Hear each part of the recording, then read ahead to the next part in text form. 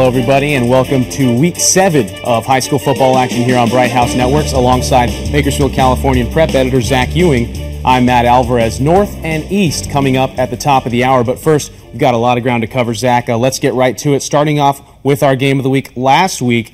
Wasco visiting Bakersfield Christian, and boy, that game looked like it had implications. It could be a shootout, but it was over early, Zach. Yeah, what a performance by Wasco, huh? I mean, the Tigers took a punch in the mouth from BCHS right away, as we're going to see on this opening drive.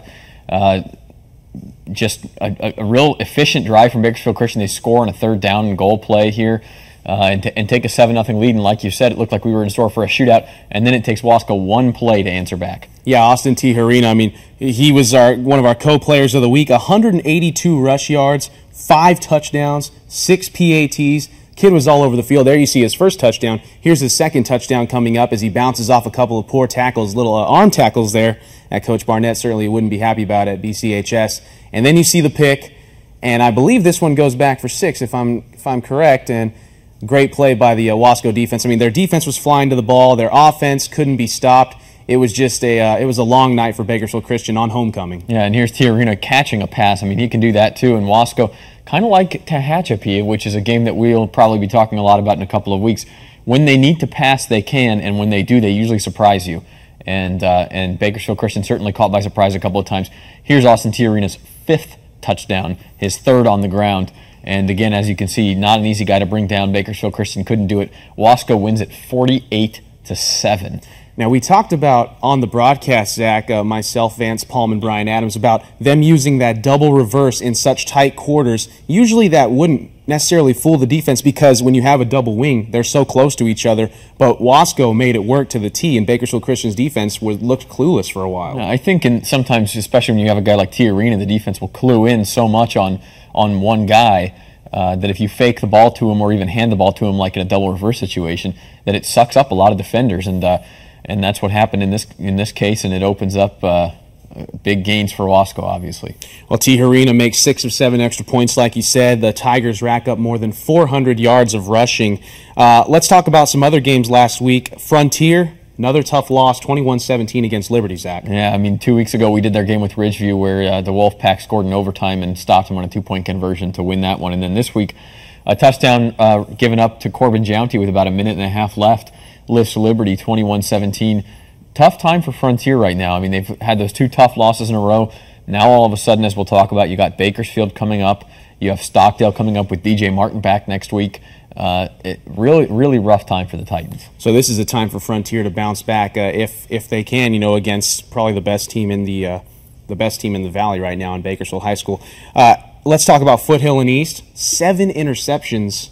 I mean, if East doesn't throw 7 interceptions, I think that they have this one in the bag against a very good Foothill team. You would think so. I mean, but then the age-old question is, do you credit them for sticking in it despite throwing 7 interceptions, or do you fault them for throwing the 7 interceptions in the first place? A lot of credit to Foothill's defense. They did what they needed to do to win the game. Absolutely. But East, you've got to think that if they didn't make those mistakes, they could have possibly pulled out a win there, and now we're going to see them at the top of the hour at home hosting North High School, so keep your TV sets tuned to that. Chris Hannibal has a big day. He leads BHS past Independence, Zach. Yeah, it looked like it was going to be a blowout, to begin with. Bakersfield 21-0 at the end of a quarter against Independence, a team we expected them to handle, and it looked like they were going to. Credit to Independence, though, with their quarterback Preston Hodges carrying the ball 30 times and then throwing it another 10 or 12 times. That was really a good performance by Independence to stick in that game. They never really got to the point where you're thinking upset, but they kept BHS on its toes for 4 quarters. Highland taking down North 14-7, and you look at this Highland team, they get back to their winning ways. Finally, North and East. It's going to be a good matchup of 2 teams that are coming off a loss, looking to get back in the W column. But however, Highland able to take down North, a strong defensive effort, 14-7. Yeah, the SEYL very deep, very balanced. At least once you get by Garces, which we expect to be the favorite. But we saw that again. Some good defenses. And Highland able to beat North 14-7. Zach Pasqua injured late in that game, tore his MCL. Oh, wow. And he's out for this week against Garces, which we can talk about in a little bit, and perhaps longer than that. But credit to the Scots to play some defense too, and that's going to make things tough on Garces and on other teams. Well, speaking of Garces, I mean, they picked up another huge win. Golden Valley seems to be on the decline as of yet. 58-12, Garces picks up a win over the Bulldogs. Yeah, I mean, the machine rolls on for the Garces offense, right?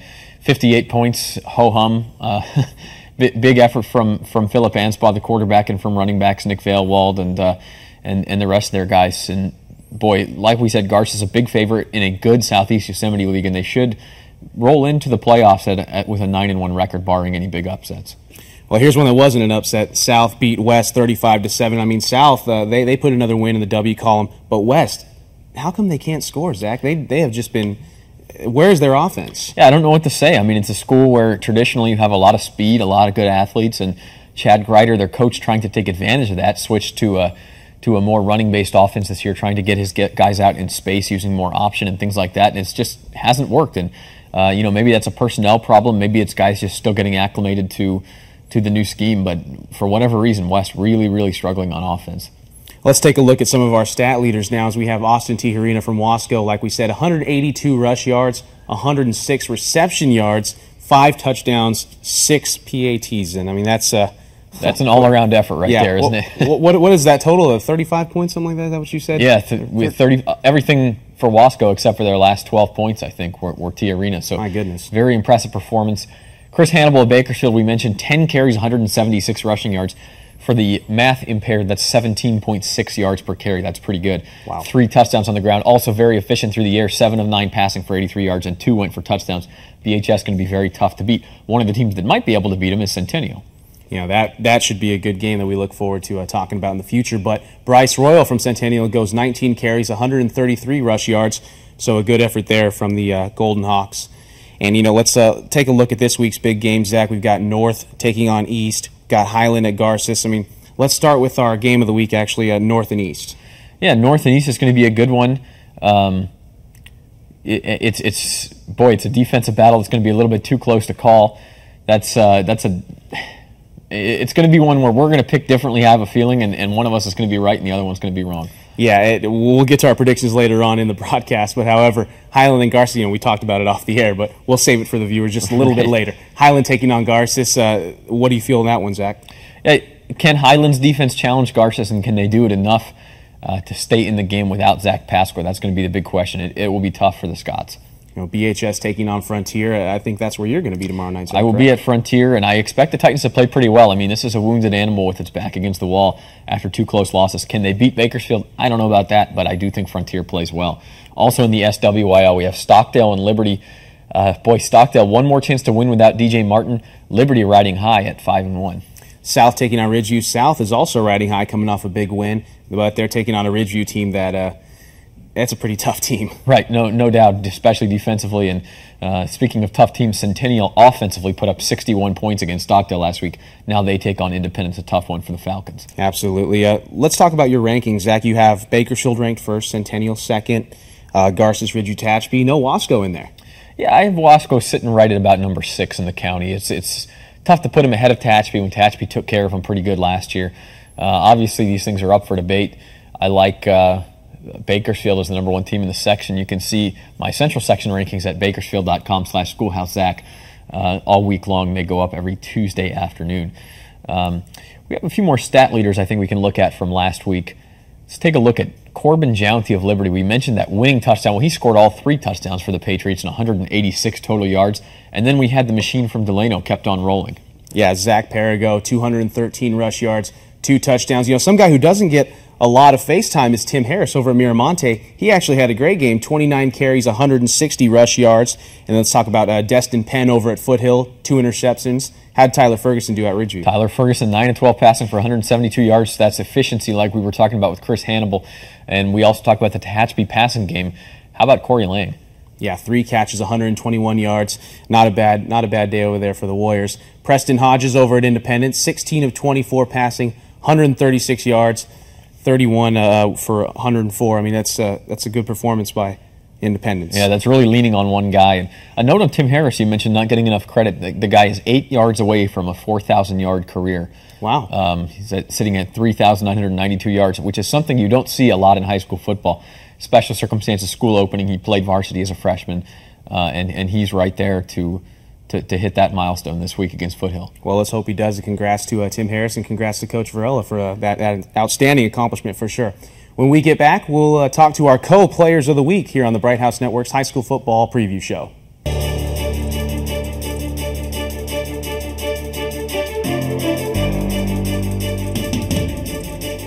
Wow, I can't believe you just told me that.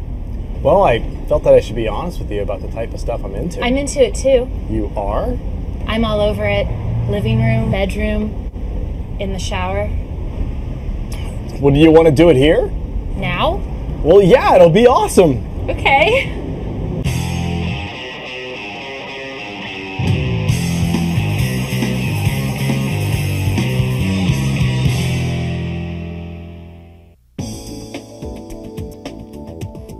Bakersfield On Demand on Bright House Network's Digital Channel 300 brings you a look at community events in and around Kern County. Our area has a wide variety of local events like festivals, cook-offs, galas, parades, and much more. Bright House Networks invite you to tune to Bakersfield On Demand and see a sampling of Kern County events from the comfort of your own home. Make Bright House Network's Digital Channel 300 your portal to local programming. So, you got home late and missed the start of your favorite show. It's okay. You've got Bright House Networks, exclusively delivering Start Over, so you can restart the program from the beginning, even if you tuned in at the end. What's that? Someone's calling? No problem. Pause the restarted show and answer the phone without missing a minute of the story. Another free perk with your digital service. So, if you haven't tried Start Over yet, now's a great time to start. Enjoy more TV on your terms. Start Over, exclusively from Bright House Networks.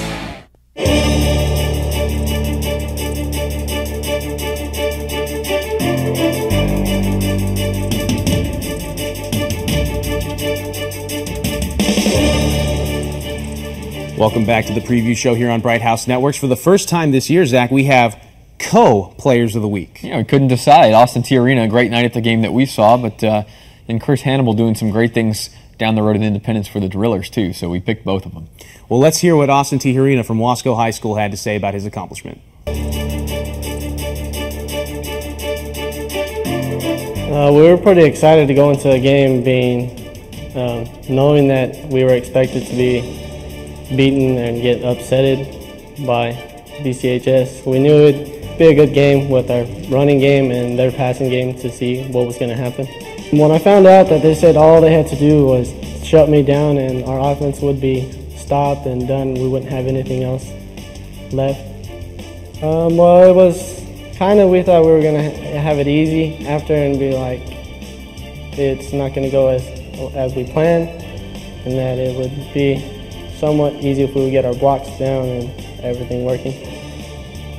Probably when I broke out on a counter and stiffed arm one of their guys into another one and scored. During practices we work hard and then we get pushed to see how long we'll last, and then with all the conditioning and running we do, and with our coaches being able to help us and show us what much more we need to do and how we need to do it, it's been working out for us. We're going into it thinking it's another big game and we got to keep working our way up and not let up as we did, and just go in doing our best. I'm looking forward towards the Tehachapi game the most, thinking it's going to be our biggest challenge yet. A lot of us have been wanting to improve and make it to the next level and continue to play in December and make it past the first playoff game and go to Valley. Wanting to improve and help my team out better and not let up any way or get hurt in any way possible and just keep us strong. A lot of them had to do with a lot of stiff arms and just cutting off of my blockers and just following them and just hitting the holes hard.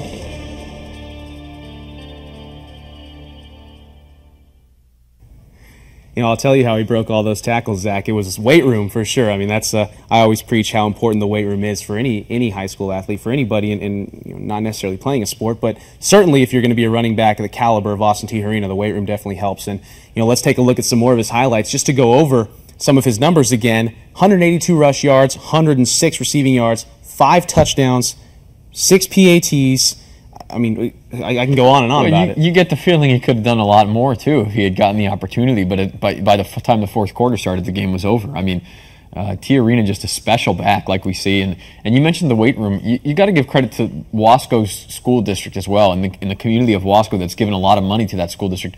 They have some brand new facilities up there, a brand new weight room, and the Tigers football team has really taken off in the last 5 years because of that. Yeah, they have a great AD leading them as well, Raul Rangel. But, as much as credit as we give to Austin Tiarina, you have to give credit to his offensive line. I mean, look at them opening up huge holes. You see a lot of downfield blocking going on there. But, I mean, this play right there is arm tackling Tiarina, just taking it in himself. I kind of like those helmets, Zach. The 5 on it. A real classic look, isn't it? It's got that Alabama vibe to it. So they're playing like Alabama. But, yeah, you're right. The big uglies up front. You got to give credit to those offensive linemen who never seem to get enough of it.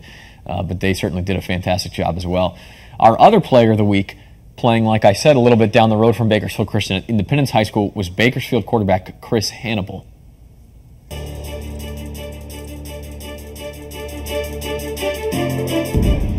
What motivated me Friday was how they got a new quarterback and how league's starting and all the big hype about who's going to win league with the powerhouse. A play that stood out for me was when my receiver caught just a 2-yard hitch and turned it into a huge gain for a touchdown. The team I'm looking forward to playing is Stockdale once they get DJ Martin back. That'll be a big opportunity for our D. My strategy is do the same thing I did last game. Put our team in the right place and just play as hard as I can. One of my personal goals is to take my team in the Valley. That's about it.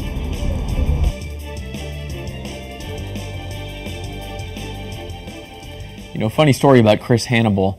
Last year I was out at a Drillers practice before one of their big playoff games, or maybe before they played Centennial, before a big game, and I'm out there expecting to see Brian Burrell and Walter Hunt and some of the great stars they had on last year's team. And here's this kid throwing absolute BBs from under center, looks as athletic as all get up, throwing real accurate passes to all of his receivers in a 7-on-7 drill and everything. And I pulled Coach Paul Gola aside and I said, "Coach, who is that guy?" And he said, "Oh, that's Chris Hannibal.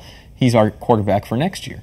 And I said, "Well, you guys aren't going to drop off much then, are you?" And he kind of laughed and he said, "No, I don't think so." And that's no disrespect to Brian Burrell, who's a fantastic high school quarterback now at Bakersfield College. But Hannibal is the real deal, a dual threat quarterback who can hurt you in a lot of ways. Well, I hope we get the chance to see him here on Bright House Networks, and I'm sure we will down the line. BHS has a lot of marquee matchups coming up later on down the line. Zach, it's our favorite time of the show, predictions. I think I'm up on you, Zach. To be honest, I think I'm up on you. We meant to tally that up. I'm not so sure about that. I was +1 heading into last week, and depending on we haven't done the math. My memory is short when it comes to these things, but let's fire away. It has to be because we're wrong enough. North at East, our game of the week. I'm going to go ahead and take the Blades. I've got a lot of faith in Dave Thorpe and his coaching staff right now, finding ways to win close games, stay in games that maybe they shouldn't be in, and I think they find a way this week. I have a lot of faith in Coach Thorpe as well, and I mean, I love the guy. I've known him for a while. Their coaching staff over there, pretty good friends of my parents and whatnot.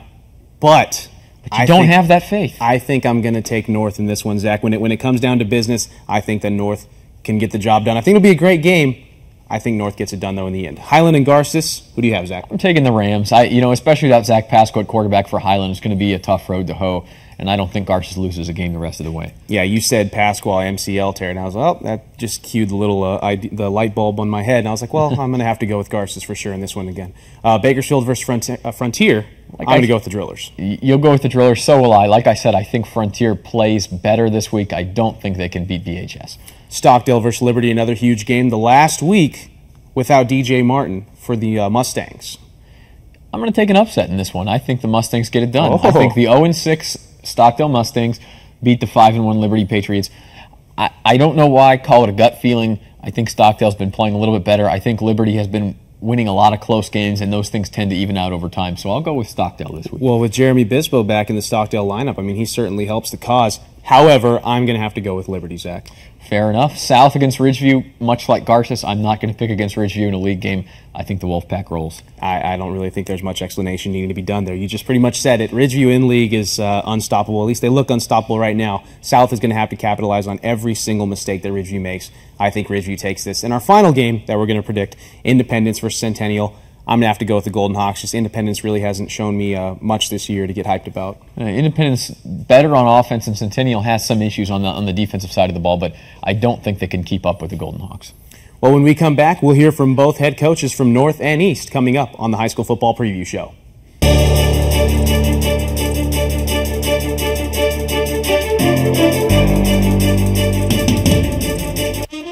I love my Bright House Network's DVR. It's always there when I need it. And now I love my DVR even more now that I've upgraded to the whole house DVR. I can record my favorite programs in one room and watch them on any TV in my DVR network, with options to record up to 120 hours of HD shows, more rooms, more flexibility, more love. Learn more about Bright House Network's whole house DVR at brighthouse.com/DVR. Wow, I can't believe you just told me that. Well, I felt that I should be honest with you about the type of stuff I'm into. I'm into it too. You are? I'm all over it. Living room, bedroom, in the shower. Well, do you want to do it here? Now? Well, yeah, it'll be awesome. Okay.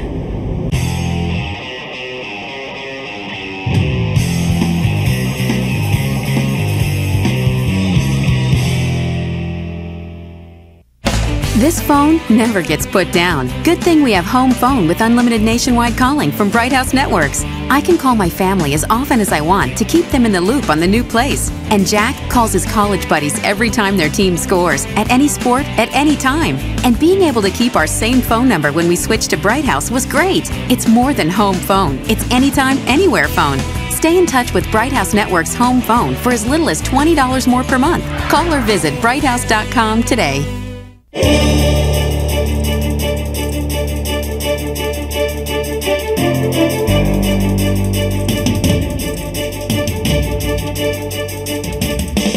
Welcome back to the High School Football Preview Show here on Bright House Networks. North at East coming up at the top of the hour from the east side of Bakersfield, Zach, where I live. But before we get into that, let's hear what both head coaches have to say. First, North head coach Cy Silver.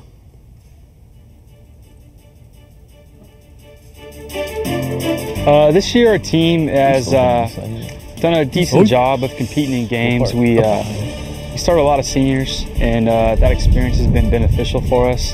We've had some areas we struggled in, but defensively we've been strong, and we've done some good things on the other side of the ball as well. We're learning a new system. Kids are doing a good job of working, but we got a lot of things to get better at, and we're going to work every day to get better at them. So we're still trying to get after it every single day in practice. Defensively, we're very strong. We have a good defensive line. Those kids have been kind of the rock on our defense all year. Tough kids, senior heavy. AJ Heath, nose tackle, strong returner from last year, has done a great job of being kind of the focus of our defensive front. And John Palacios, another defensive player on the line, defensive end, has been a strong player for us as well. We have a few other guys, Gunnar Chris, Arpatino, and Lauren Porter and Gavin Amos are kids that have done a good job of playing defensive line and helping us out. And then also have some strong kids in the defensive backfield and in linebacker position. So those guys together have played as a unit and kind of been I don't know, I'd say the spark for our team this year.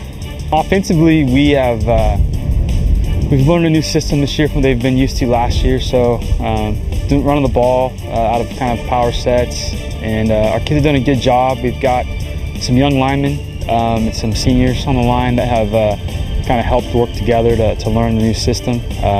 We run the ball well, and it's a senior tailback, Brody Smith, has been a leader for us offensively. And we've had two quarterbacks, Austin Howard, a junior, and Nathan Sosi, a senior, that have been two kids that have helped, kind of run the offense and get our kids in the right spot. So we're getting there. It's a process always, all year, but our kids are doing a good job learning the system. So, East offense on film, they've been able to throw the ball. They have some big targets, big weapons. So we have to make sure we can cover those big targets, make sure that we are in the right position. If we get out of position or make mistakes in the defensive backfield, it could be a rough night.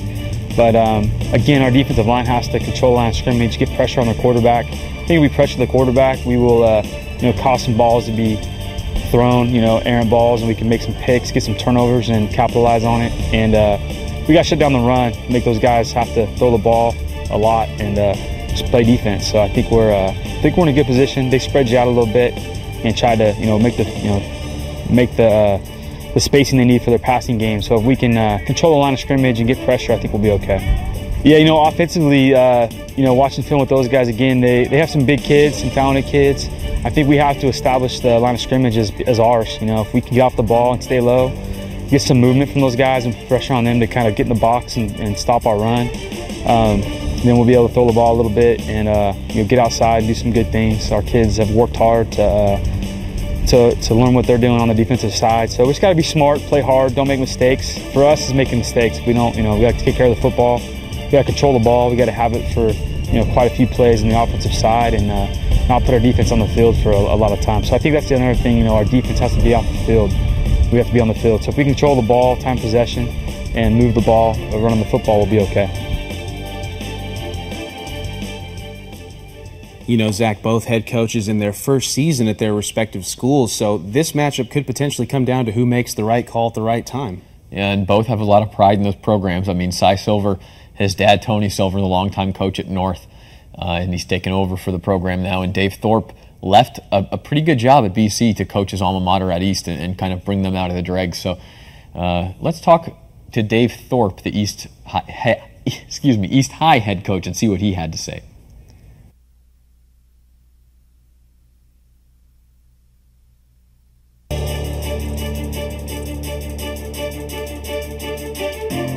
Well, it's our first year as a coaching staff, a group that is trying to improve every day. Since day one, we've just tried to get better every day, get better every play, get better every game. Yeah, I think our quarterback, Marcus Rojas, our two tailbacks, Tanner Vieira and Gio Seo, doing a great job. Our receiver, Tevin Beasley, does a nice job, and we've got a good group of tight ends and linemen. Well, I think on defense, Jerry Lopez has been playing really well. DeAndre Churchill's been playing well. Leo Garcia has been playing very well, and Javier Hernandez has been doing a great job for us. Boy, I tell you, those guys are big and physical. They come right at you. They got some giants out there. They've got one guy 6'7". We're just going to hang on for dear life and just hope for the best. Well, they've got big guys on defense too. Boy, they got a couple nose guards or a couple tackles and a nose guards that fly around. Their backers fly around. And I tell you, Cy Silver does a great job with those guys. Those guys fly around. They're going to come out and they're going to hit you in the mouth.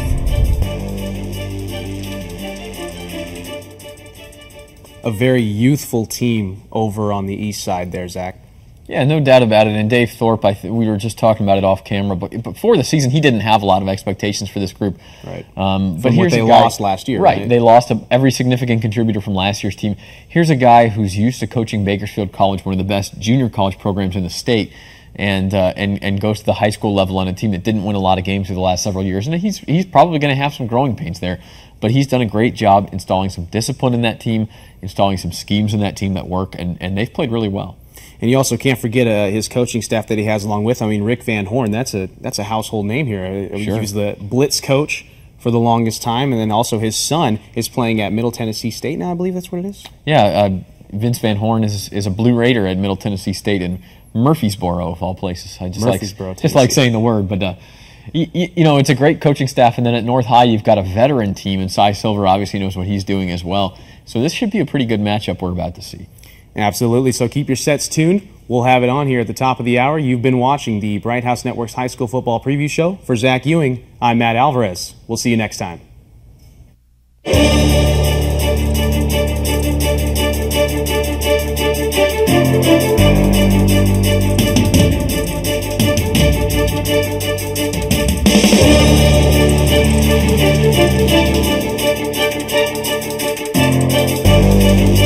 Thank you.